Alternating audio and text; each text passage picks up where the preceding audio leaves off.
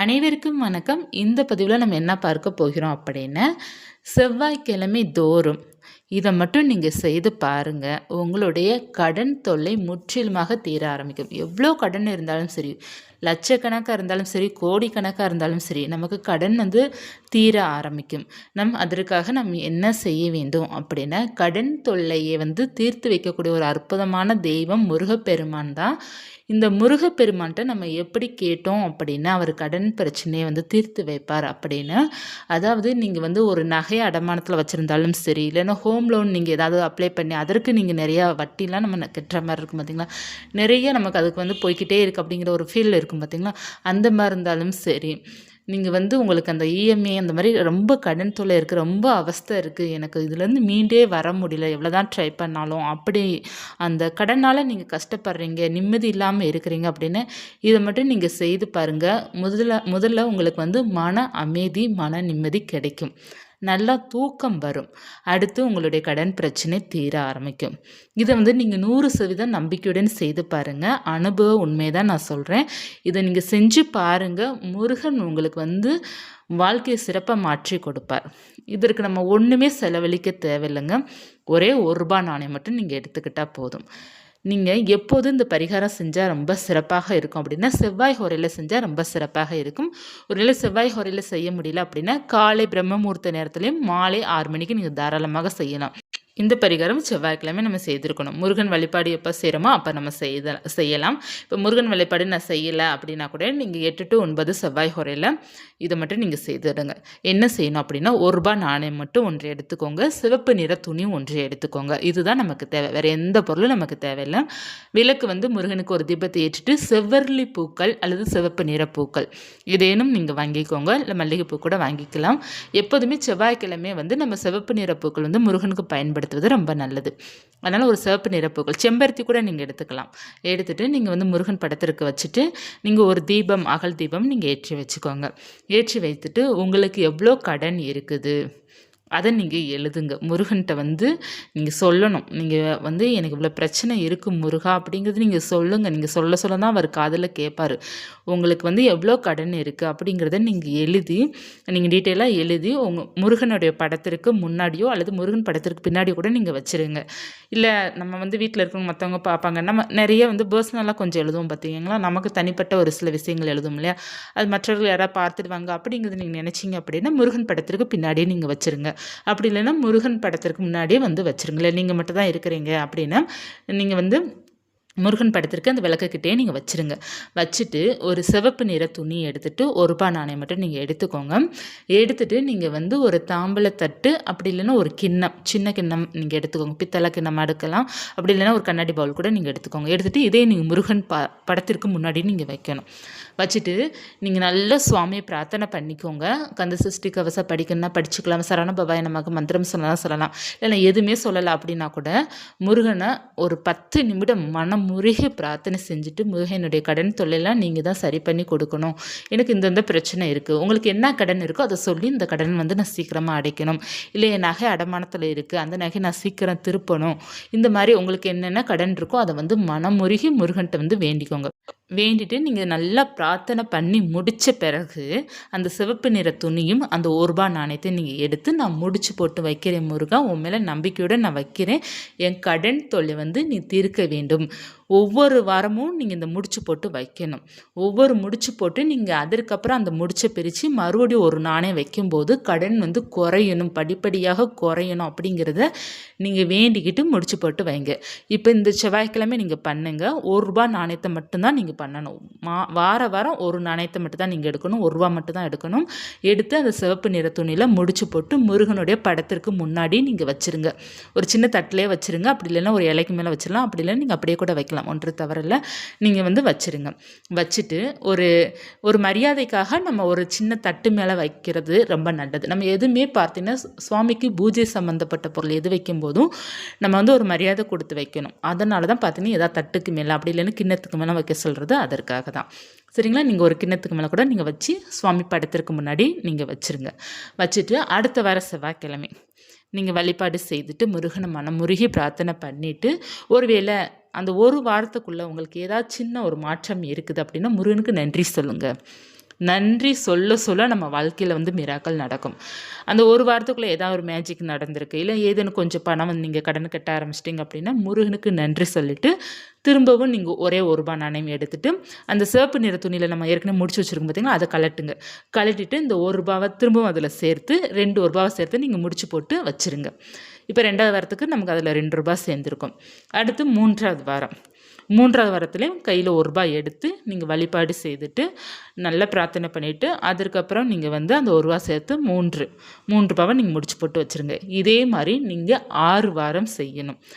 6 வாரம் செய்துட்டு 7வது வாரம் செவ்வாய்க்கிழமை நீங்கள் வந்து செவ்வாய்க்கிழமை தான் கோயிலுக்கு போகணும்.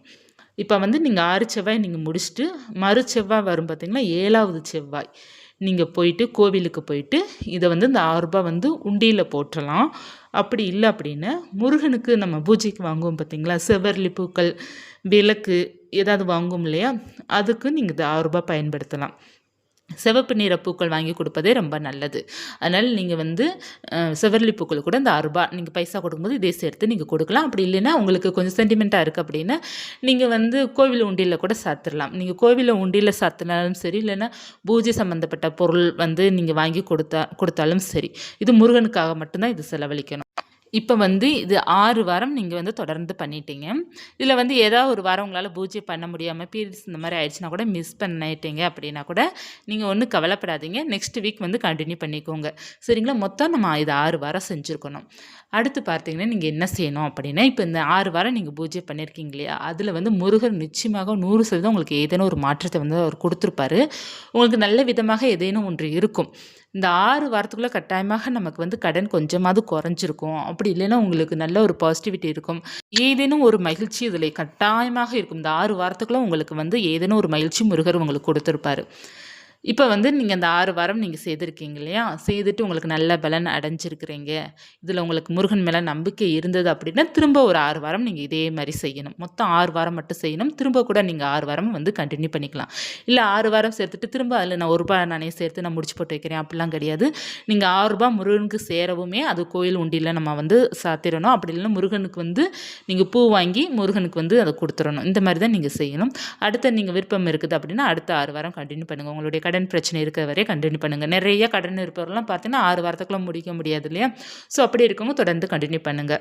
நிச்சயமாக நல்ல மாற்றங்கள் இருக்கும். சின்ன சின்ன கடன் இருக்குது அப்படின்னா உங்களால் 6 வாரத்துக்குள்ளே ஒரு நல்ல ஒரு மாற்றத்தை வந்து உணர முடியும். இப்போ நகையெல்லாம் நீங்கள் அடமானம் வச்சுருக்கீங்கன்னா இந்த 6 வாரத்துக்குள்ளே உங்கள் கைக்கு வந்துடும். அந்தளவுக்கு நல்ல மாற்றத்தை வந்து முருகர் வந்து கொடுப்பாரு. நீங்கள் நம்பிக்கையுடன் இருக்கணும். நம்ம முருகன் வந்து நமக்கு வந்து பிரச்சனை தீர்த்து வைப்பார் அப்படிங்கிற அந்த நம்பிக்கையுடன் நம்ம இருக்கும்போது நிச்சயமாக அது தீரும். நீங்கள் முயற்சியும் கொஞ்சம் எடுக்கணும். கடன் இருக்கு இல்லையா, நீங்கள் முருகன்ட்ட வேண்டிக்கிட்டீங்க இல்லையா, அந்த வேண்டுதலை வந்து நீங்கள் காப்பாற்றணும். நம்ம முருகன்ட்ட நம்ம வேண்டியிருக்கிறோம் அப்படின்னா நம்ம வந்து கொஞ்சம் முயற்சி எடுக்கணும் அப்படின்னு நீங்கள் வந்து கொஞ்சம் உறுதியாக இருந்து அதில் வந்து கடன் அடைப்பதற்காக நீங்கள் ஸ்டெப்ஸ்லாம் எடுக்கிறீங்க அப்படின்னா உங்களுக்கு கொஞ்சம் கொஞ்சமாக அடைய ஆரம்பிக்கும். இந்த 6 வாரத்துக்குள்ளே உங்களுக்கு நல்ல ஒரு மாற்றங்கள் 100% கிடைக்கும். இது வந்து அனுபவ உண்மையை நான் சொல்கிறேன். அதனால் உங்களுக்கு 100% கட்டாயமாக கிடைக்கும். ஏதேனும் ஒரு மிராக்கள் கிடைக்கும். அடுத்து பார்த்தீங்கன்னா நீங்கள் என்ன செய்ய வேண்டும் அப்படின்னா, இப்போ நீங்கள் 6 வாரம் செஞ்சிட்டீங்க. 6 வாரத்துக்குள்ள எனக்கு எந்த மாற்றங்களும் இல்லை அப்படின்னு நீங்கள் வந்து யாரும் சொல்ல மாட்டீங்க.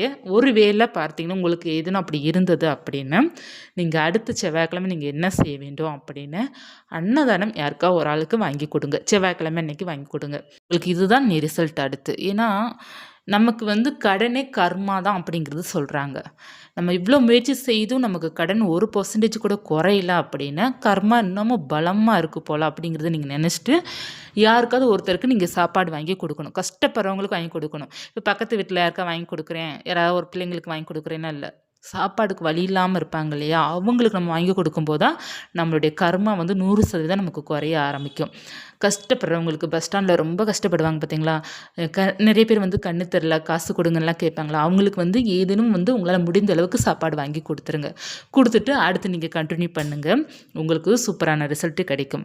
இது வந்து நான் முதல்லே சொல்லலை, நீங்கள் 6 வாரம் ட்ரை பண்ணிவிட்டு கொஞ்சம் கூட எனக்கு மிராக்கள் நடக்கலை, கொஞ்சம் 1% கூட எனக்கு இந்த கடனும் தீரலை, 1% கூட இது அந்த பரிகாரத்தால் எனக்கு நிம்மதியும் கிடைக்கல, 6 வாரம் நான் வழிபாடு செஞ்சு எனக்கு நல்லா ஒரு தூக்கம் கூட வரல அப்படின்னு நீங்கள் நினச்சிங்க அப்படின்னா கட்டாயமாக 6 வாரம் கழித்து நீங்கள் யாருக்காவது வந்து உணவு தானம் பண்ணணும். அதற்கடுத்து உங்களுக்கு நல்ல மாற்றங்கள் இருக்கும். ட்ரை பண்ணி பாருங்கள். 1 ரூபா 6 ரூபா தான் நம்ம சேர்க்க போகிறோம். நல்ல மாற்றத்துடன் முருகர் நம்ம வாழ்க்கையை வந்து வெளிச்சம் தருவார். நம்மளுடைய வாழ்க்கை வந்து ரொம்ப இருட்டாக இருக்குது, வாழ்க்கையில் என்னடா இப்படி இருக்கேன்லாம் யோசிக்காதீங்க. முருகர் வந்து ஒரு நிமிடத்தில் மாற்றி விட்டுருவார். அவர் செய்கின்ற அதிசயத்தை நீங்களே உணர ஆரம்பிச்சிட்டிங்க அப்படின்னா வாழ்க்கையில் எதை நினச்சி நீங்கள் கவலைப்பட மாட்டீங்க. நீங்கள் ஃபஸ்ட்டு வந்து முருகனை உணரணும். உணர்ந்தால் மட்டும்தான் எல்லாத்துலேயுமே உங்களுக்கு ஒரு நம்பிக்கை வரும். வாழ்க்கை மேலே ஒரு நம்பிக்கை வரும். கடனை பற்றி ஒரு துளி கூட கவலைப்பட மாட்டீங்க. பார்த்துக்கலாம் அப்படிங்கிற அந்த ஒரு தினாவட்டான ஒரு தன்னம்பிக்கை வரும். பார்த்துக்கலாம், நமக்கு முருகர் இருக்கையில் என்ன அப்படிங்கிற மாதிரி ஒரு பாசிட்டிவிட்டி நமக்கு அதிகமாக கிடைக்கும். அப்படி கிடைக்கணும் அப்படின்னு நம்ம நிச்சயமாக பார்த்தீங்கன்னா முருகனை முழு மனதோடு நம்ம நம்பணும், உணரணும். இதுதான் நமக்கு சிறப்பான வழி. கட்டாயமாக ட்ரை பண்ணி பாருங்கள். கடன் இருப்பவர்கள் மட்டும் ட்ரை பண்ணி பாருங்கள். கடன் வந்து அது எந்த கடனாக இருந்தாலும் சரி, எல்லாமே சரியாகும். நம்ம முதல்ல நம்பிக்கையாக இருக்கணும். அது நான் எதற்காக வந்து கடனை பற்றி சொல்லும்போது உங்களை நீங்கள் நம்பிக்கையாக இருக்கணும், ஒரு சில மோட்டிவேஷன் உங்களுக்கு கொடுக்குறேன் அப்படின்னா, கொஞ்ச நாளைக்கு முன்னாடி எங்களுக்கு எமர்ஜென்சிக்காக பார்த்தீங்கன்னா ஒரு 10,00,000 தேவைப்பட்டதுங்க. அந்த 10,00,000த்துல வந்து கையிருப்புன்னு பார்த்தீங்க அப்படின்னா, நம்ம அந்த சேவிங்ஸ்லாம் சொல்லுவோம் இல்லையா, அதெல்லாம் பார்த்தீங்கன்னா ஒரு 1,50,000 தான் இருந்தது. அதற்கு மேலே ஒத்த பைசா இல்ல. அப்புறம் என்ன பண்ணுறது, ஃப்ரெண்ட்ஸுங்கிட்ட யார்ட்டா கேட்டா அப்படின்னு வச்சுக்கோங்கமே. என்னுடைய ஃப்ரெண்ட்ஸுங்கிட்ட இருந்து யார்ட்டையும் நான் கேட்கல. 2 பேர்ட்ட கேட்டேன், 2 பேருமே இல்லைன்ட்டாங்க. என்னுடைய ஹஸ்பண்டோட ஃப்ரெண்ட்ஸ்கிட்ட கேட்டப்போ அவங்களுக்கு வந்து சரின்ட்டு கொஞ்சம் கொஞ்சம் ஆளுக்கு ஒரு 50,000 என்னமோ கொடுத்தாங்க. ஒவ்வொரு அமௌண்ட்டு கொடுத்தாங்க. ஒரு 2, 3 பேர் கொடுத்தாங்க. அடுத்து பார்த்தீங்கன்னா சரி மற்ற அமௌண்ட்டுக்கு வந்து ஜுவல்ஸ் அடமானம் வைக்கிற மாதிரி இருந்தது. ஜுவல்ஸ் போயிட்டு நான் அந்த அடமானம் வச்சு நான் எல்லாத்தையும் ரெடி பண்ணி எல்லாத்தையும் பிரச்சனைலாம் முடிச்சாச்சு. முடித்த பிறகு பார்த்தீங்கன்னா மறுபடியும் நம்ம கடன் அடைக்கணும். இப்போ நகையை நம்ம திருப்பணும். என்னுடைய வீட்டுக்காரோட ஃப்ரெண்ட்ஸுக்கு நம்ம வந்து பணம் செட்டில் பண்ணணும். ஸோ நிறைய பிரச்சனை இதில் இருக்குது இல்லையா. இதை நம்ம எப்படி வந்து சரி பண்ணணும் அப்படின்னு ஒரு ஐடியா கூட இல்லை. எப்படி சரி பண்ண, நம்ம வந்து 1 லட்சம் 2 லட்சம் சரி பண்ணிடலாம். நமக்கே கடன் வந்து 8, 9 லட்சத்துக்கிட்ட ஆகும்போது நம்ம என்ன பண்ணுறது அப்படிங்கிறது மிக பெரிய குழப்பமாக இருந்துச்சு. அதில் பார்த்தீங்கன்னா நமக்கு வந்து நகை கடனே பார்த்தீங்கன்னா 5, 6 லட்சத்துக்கு மேலே போயிடுச்சுன்னு நினைக்கிறேன். கிட்டத்தட்ட பார்த்தீங்கன்னா இருக்கிற செயினை ஃபுல்லாக அடமானத்தில் இருந்துச்சு. ஒரே ஒரு செயின் மட்டும் தான் நான் போட்டிருந்தேன். ஸோ வந்து எல்லாமே அடமானத்தில் தான் கிடந்துச்சு. அப்படி இருக்கும்போது நம்ம என்ன பண்ணுறது, ஏது பண்ணுறது ஒன்றுமே புரியல. புரியாத புதிராக தான் போய்கிட்டு இருந்துச்சு வாழ்க்கை கொஞ்ச நாளாக. அப்போ தான் பார்த்தீங்கன்னா முருகன் தான் என் கண்ணுக்கு வந்து தென்பட்ட என்னுடைய தெய்வம். எனக்கு எப்போவுமே முருகர் தான் சின்ன வயசுலேருந்து பிடிக்கும். என்னடா செய்கிறது, எனக்கு ஒன்றும் தலகால் புரியல. அப்படி தான் என் நிலம இருந்துச்சு. ஏன்னா சடன் பிரேக் போட்ட மாதிரியும் எங்கள் வாழ்க்கையில் கடனே இல்லாத வாழ்க்கைக்கு கடன் கடவுள் கொடுத்துட்டாரு. அப்போ நான் இதிலேருந்து நாங்கள் எப்படி மீண்டு வர்றது அப்படிங்கிறத ரொம்ப ரொம்ப குழப்பமாக இருந்துச்சு. என்ன பண்ணுறது, ஏது பண்ணுறது. ஏன்னா நமக்கு வந்து அவங்க ஹஸ்பண்டோட சேலரி வருது அப்படின்னா அது நம்ம வீட்டு செலவு பார்க்கணும். நம்ம ஃபீஸ்க்கு குழந்தை, எனக்கு 2 பசங்க இருக்காங்க. 2 பேத்துக்கு நான் ஃபீஸ் கட்டணும். அதிகமான ஃபீஸ் வேறு இதில். அந்த ஃபீஸை கட்டணும். நம்ம என்னடா பண்ணுறது அப்படிங்கிறப்போ நமக்கு வந்து நிறைய குழப்பங்கள் அதில் இருந்தது. அப்படி இருக்கும்போது சரின்ட்டு கொஞ்ச நாள் வந்து சமைட்டு நான் வேண்டிக்கிட்டே இருந்தேன். எனக்கு என்ன பண்ணுறேன்னே தெரியல அப்படிங்கிறது வேண்டிக்கிட்டே இருந்தேன். அப்புறம் தான் எனக்கு வந்து கொஞ்சம் கொஞ்சமாக பார்த்தீங்கன்னா நம்பிக்கைங்கிறது இறைவன் எனக்கு கொடுத்த பரிசு. அந்த நம்பிக்கையில் தான் சரின்ட்டு நான் என்னோடய ஹஸ்பண்டை பேசி சரி கொஞ்சம் கொஞ்சமாக கடனை அடைக்க ஆரம்பிப்போம் அப்படின்ட்டு. அப்புறம் அதுக்கப்புறம் செலவுகள் வந்து ரொம்ப குறைவாக செலவு பண்ணேன். இப்போ ஒரு மாதத்துக்கு எக்ஸாம்பிளுக்காக நான் சொல்கிறேன், 15,000 கிட்ட நமக்கு வந்து அந்த வீட்டு செலவு மாத செலவு பிடிக்குதுன்னு வச்சுக்கோங்கமே. அதை நான் பாதியாக நான் குறைச்சிட்டேன். அப்படியே எந்த அளவுக்கு நான் டைட்டாக பண்ணியிருப்பேன்னு பார்த்துக்கோங்க. அப்படியே கொஞ்சம் கொஞ்சமாக குறைச்சி சிக்கன செலவு எங்கேயுமே வெளியெல்லாம் போகிறதே கிடையாது. ஏன்னா போனால் நமக்கு நிறைய செலவாகும். அங்கே ஒரு ட்ரிப்பு போனாலே எனக்கு வந்து சும்மா பக்கத்தில் இப்போ ஒரு கோவிலுக்கு நான் போயிட்டு வரேன் அப்படின்னா கூட ஒரு கொஞ்சம் பெரிய கோவிலுக்கு சொல்கிறேன், போயிட்டு வரேன் அப்படின்னா கூட எனக்கு அங்கே போயிட்டு வந்தால் 5,000 குறைஞ்சது எங்களுக்கு செலவாயிடும். ஒரு சினிமாவுக்கு போகிறோம் அப்படின்னாலுமே ஒரு 3,000 4,000 செலவாயிடும். எப்படி இருந்தாலும் எனக்கு நான் ஒரு ட்ரிப்பு சின்ன ட்ரிப்பு தாங்க, சும்மா இங்கேருந்து பக்கத்தில் ஒரு 2 மணி நேரம் ட்ராவல் அளவுக்கு நாங்கள் போயிட்டு பிளான் பண்ணுறோம் அப்படின்னா பிள்ளைங்க கூட போகும்போது நிறைய செலவாகும். பிள்ளைங்க எது பார்த்தாலும் கேட்பாங்க இல்லையா, அந்த மாதிரி நமக்கு வந்து எங்கேயாவது போகிறோம் அப்படின்னா நமக்கு செலவுகள் நிறையா இருக்கும். பிள்ளைங்களை கூப்பிட்டு போகும்போது அப்படி இருக்கல எங்கேயுமே போகிறது ஸ்டாப் பண்ணியாச்சு. கோவிலுக்கு கூட பார்த்தீங்கன்னா கொஞ்சம் தூரமாக இருக்கிற கோவிலுக்கு போகாமல் வீட்டு பக்கத்தில் இருக்கிற கோவிலுக்கு மட்டும் தான் போகிற மாதிரி இருந்தது. ஸோ எங்கே போனாலுமே நமக்கு அந்த பெட்ரோல் செலவு நிறைய, அந்த பைக்கில் பார்த்திங்கன்னா அதுக்கே நமக்கு நிறைய செலவாகும். பார்த்திங்கன்னா அப்படி இப்படின்னு ஏகப்பட்ட நமக்கு வீண் செலவு நிறையா வரும். அதனால் ட்ரிப்பு எல்லாமே எங்கேயுமே போகிறது கிடையாது. நிறையா நாங்கள் அவாய்ட் பண்ணிட்டோம். நிறைய ட்ரெஸ்ஸஸ் எடுக்கிறதெல்லாம் குறைச்சிட்டோம். என்னென்ன வீண் செலவு பண்ணுவோமோ எல்லாமே குறைச்சிட்டு நமக்கு சாப்பாடுக்கு மட்டும் தேவையானது மட்டும் தாங்க நான் செலவு பண்ணுவேன். பிள்ளைங்களுக்கு என்ன தேவை அது மட்டும் தான் பார்க்குது. மற்ற எல்லா பைசாவும் எடுத்து கடனை கட்டுறது, நான் செவ்வாய்க்கிழமை போயிட்டு நான் முருகனை வேண்டிட்டு தான் கடனே கட்டுவேன். இதுதான் என்னோட இந்த பிள்ளையார் சொல்லி சொல்லுவாங்க இல்லையா? எனக்கு முருகர் தான் என்னுடைய பிள்ளையார் சொல்லி. நான் ரொம்ப தீவிரமா இதில இருந்தேன். கடன் கட்டுறதுல வந்து முயற்சிகள் பார்த்தீங்கன்னா, என்னுடைய ஹஸ்பண்டு சத்தம் போட ஆரம்பிச்சுட்டாங்க. நீ வந்து ரொம்ப ப்ரெஷர் எடுத்துக்காத. அதாவது எல்லாருமே கடனோட தான் இருப்பாங்க. கடன் இல்லாதவங்க யாருமே கிடையாது. முயற்சிகள் வந்து ஓரளவு இருக்கலாம். நீ ரொம்ப டிப்ரஷன் ஆயிறாத. அப்படிலாம் ரொம்ப திட்ட ஆரம்பிச்சாங்க. அப்புறம் வந்து நான் கேட்கவே மாட்டேன். எனக்கு தெரியும். ஒண்ணு நம்ம முயற்சி செஞ்சா மட்டும் தான் அது சரியாகும். இல்ல அப்படின்னா, அது நமக்கு சரியாவே ஆகவே ஆகாது. நம்ம என்னதான் கடவுள விழுந்து விழுந்து கும்பிட்டாலும் அது சரியா ஆகாது அப்படிங்கிறது எனக்கு நல்லா தெரியும். அதனால நானே முயற்சி எடுக்காமல் இருந்தா எப்படி அப்படின்ட்டு தான் எனக்கு வந்து பசங்களுக்கு எவ்வளோ ஃபீஸ் கட்டணும், மந்த்லி மந்த்லி எடுத்து வைக்கணும். ஏன்னா நம்ம வந்து திடீர்னு நம்ம அந்த எல்லாருமே டெர்ம் வைஸ் தான் நம்ம கட்டுவோம். போயிட்டு நம்ம 2 பசங்க இருக்கனால அப்போ எனக்கு 25,000 இப்படி தேவைப்படும். அப்படி நம்ம கட்ட முடியாது. மொத்தமா கட்ட முடியாது. கடன் இருக்கும்போது கட்ட முடியாது. நார்மலா இருக்கையில நம்ம கட்டிடலாம். ஆனா கடன் இருக்கும்போது சான்ஸே கிடையாது. கட்டவே முடியாது. அதனால மந்த்லி பார்த்தீங்கன்னா ஒரு 6,000 to 7,000 நம்ம ஸ்கூல் ஃபீஸுக்குன்னு அப்படின்ட்டு நம்ம கொஞ்சம் எடுத்து வைக்கணும். ஏன்னா இது வந்து கொஞ்சம் தான். அதுக்கப்புறம் நம்ம டெர்ம் ஃபீஸ் கட்டும்போது எக்ஸ்ட்ரா ஒரு 2, 3,000 எக்ஸ்ட்ரா போட்டு நம்ம கட்டணும். இந்த மாரியே தான் நம்ம செய்யணும். மந்த்லி நம்ம கட்டாயமா கட்ட ஆரம்பிச்சிரணும். நமக்கு எவ்வளோ செலவு இருக்குது மந்த்லி அப்படிங்கிறதே நம்ம பார்க்கணும். நமக்கு செலவை வந்து கொஞ்சம் குறைச்சிக்கிடணும். தேவையான செலவு மட்டும் தான் நம்ம கரெக்டாக பண்ணிட்டு வந்தோம் அப்படின்னா, நமக்கு கடன் அடைய ஆரம்பிக்கும். அதுக்கடுத்து கொஞ்சம் கொஞ்சமாக கடன் வந்து குறைய ஆரம்பிச்ச பிறகு ஒரு நம்பிக்கை இருந்துச்சு. ஸோ சடனாக ஃபஸ்ட்டு வந்து ஒரு 9,00,000 கடன் இருக்கனால கொஞ்சம் எனக்கு மென்டல் ப்ரெஷர் ஆயிடுச்சு. மென்டல் ப்ரெஷர்னா ஐ திங்க் ரொம்ப ப்ரெஷர் ஆகும்போது நான் வந்து ஒரு தவறு பண்ணிட்டேன். நான் என்ன பண்ணேன் அப்படின்னா, அந்த மிஸ்டேக்ஸ் நீங்கள் யாரும் பண்ணக்கூடாது. அதனால் நான் சொல்கிறேன். ஒரு 5 பவுன் நகை வந்து நான் அவசரப்பட்டு வித்துட்டேன் நானு. ஏன்னா, அந்த ஃபஸ்ட்டு வந்து நமக்கு 9,00,000 8,00,000 வந்து கடன் லம்பான ஒரு அமௌண்ட் இருக்கும்போது, நமக்கு அந்த ப்ரெஷர் தாங்க முடியாம நான் வந்து ஜுவல்ஸ் வச்சு வச்சு நமக்கு வந்து வட்டி கட்ட முடியாது. நான் நகைய வந்து இது பண்ண முடியாது அப்படின்ட்டு நான் ஒரு 5 பவுன் நகைய வந்து வித்துட்டேன். வித்து இப்போ அதான் 1 வருஷத்துக்கிட்ட தான் ஆகுது. நான் விக்கும்போது பார்த்தீங்கன்னா, 2,85,000மோ 80,000 சம்திங் தான் அது போச்சு 5 பவுன் நகை. இப்போ 5 பவுன் எடுத்தா நமக்கு 4,00,000 தேவைப்படும். ஸோ நான் வித்த பிறகு பார்த்தீங்கன்னா, நான் விக்கும்போது நகை வந்து 70,000மோ 65,000 கிட்ட தான் இருந்துச்சு. என்னன்னு எனக்கு ஞாபகம் இல்ல. 70,000 கிட்ட இருந்துச்சு. இப்போ பார்த்தீங்கன்னா, 1 பவுன் நம்ம எடுக்கணும் அப்படின்னாலே நமக்கு 95,000 கிட்ட வருது. ஸோ இது எனக்கு ஹெவி லாஸ் தானே இந்த இது.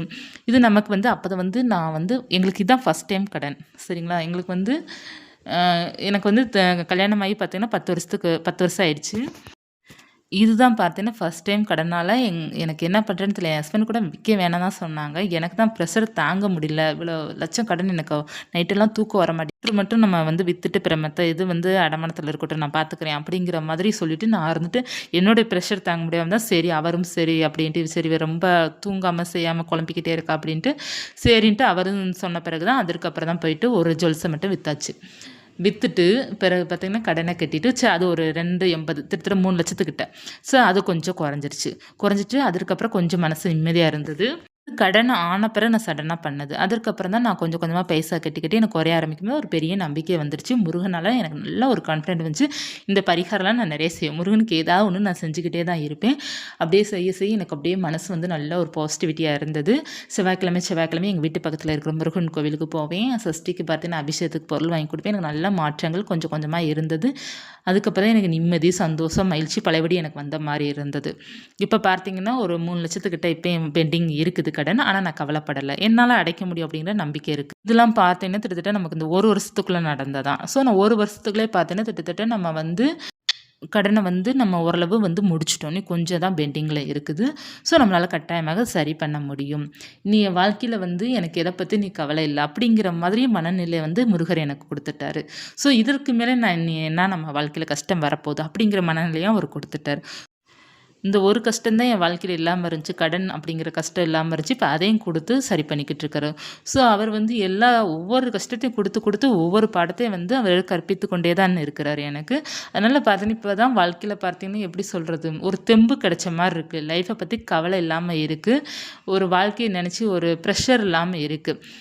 ஒரு ஜாலியா இருக்கும். இப்ப முந்தி பார்த்தீங்கன்னா, என்னோட ஹஸ்பண்ட் தான் பார்த்தா டேக் இட் ஈஸி கேரக்டரா இருப்பாரு. எத நெனச்சு அவரு கவலைப்பட மாட்டாரு. ஃப்ரீயா இருப்பாரு. ஆனா நான் அப்படி கிடையாது. எனக்கு அதிகமா கோவம் வரும். அதிகமா ப்ரெஷர் சடனா டக்குன்னு ப்ரெஷர் ஏறுற மாரி ஒரு டென்ஷன் ஆகும். எதுக்கெடுத்தாலும் ஒரு அவசர புத்தி சொல்லுவாங்கல்ல, அந்த மாரியும் இருப்பேன் நானு. வந்து ஈஸியா என்னால வந்து எடுத்துக்கவே முடியாது. அப்படி இருப்பேன். ஆனா இப்ப பார்த்தீங்கன்னா, அப்படியே டோட்டல் சேஞ்ச். என் லைஃபே சேஞ்ச். எல்லாத்தையும் அக்செப்ட் பண்ணிக்கிறது. இதுதான் அப்படிங்கிற மாதிரி. கோபம்லாம் இப்போ எங்கே தான் போச்சுன்னே தெரில. பாதி கோபம் என்னை விட்டு காணாமல் போயிடுச்சு. என் வாழ்க்கைய பார்த்தா இப்போ இது நம்ம வாழ்க்கை அப்படிங்கிற மாதிரி இருக்குது. டோட்டல் வந்து சேஞ்ச் மை லைஃப். எல்லாத்துக்குமே காரணம் முருகன் மட்டும்தான். முருகன் என் லைஃப்பை நிறைய மாற்றிட்டாரு. நல்லா பக்குவப்பட வச்சுட்டாரு. இப்போ பார்த்தீங்கன்னா நல்லா ஹாப்பியாக இருக்கிற மாதிரி இருக்குது. மைண்ட் எப்போவுமே இப்போ எனக்கு ஹாப்பியாக இருக்கும், மகிழ்ச்சியாக இருக்கும். நல்லா தூங்குவேன். எல்லாமே பார்த்தீங்கன்னா, முருகன் எனக்கு வாழ்க்கையில வந்து நிறைய கற்றுக் கொடுத்து விட்டார். அதனால கடன் இருக்கு அப்படின்ட்டு யாரும் கவலைப்படாதீங்க. எல்லாமே ஒவ்வொன்னும் நல்லதுக்காக தான். வாழ்க்கையில வந்து ஏதேனும் ஒரு கஷ்டம் வந்தா தான் அதுலேருந்து நம்ம நிறைய கற்றுக்கொள்ள முடியும். முருகர் வந்து நிறைய இழப்புகள் கொடுத்தாலும், அதற்கு மேல வந்து கைக்கு நிறைய பலனையும் அவர் கொடுத்துருக்காரு.